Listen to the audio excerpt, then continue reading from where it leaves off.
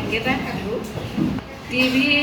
TV যোগেদি ধৰক TV আমি বনাইছোঁ তেনেকৈ দেখুৱাব পাৰি ল'ৰা ছোৱালীক সিংহ আৰু নিগনি সাধুটোৱে এদিন এটা সিংহ গছৰ তলত শুই আছিলে। গছৰ তলত শুই থাকোঁতে তাৰপিছত এটা নিগনি আহি সিংহটোৰ পিঠিৰ ওপৰত জঁপিয়াই আছিলে। জঁপিয়াই থকাত সিংহৰ কেঁচা টোপনি ভাগিলে।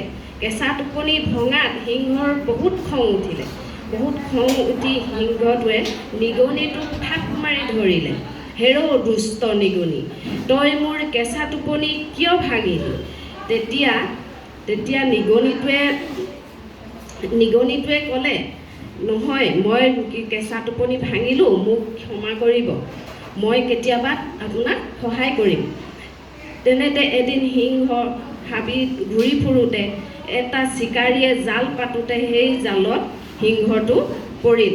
সিংহটো জালত পৰোঁতে তেতিয়া সিংহটোৱে হাও হাও কৈ চিঞৰিছে, মোক বচোৱা, কোন আছা, মোক বচোৱা। তেতিয়া নিগনিটোৱে শুনিলে সিংহ ৰজা জালত পৰিছে।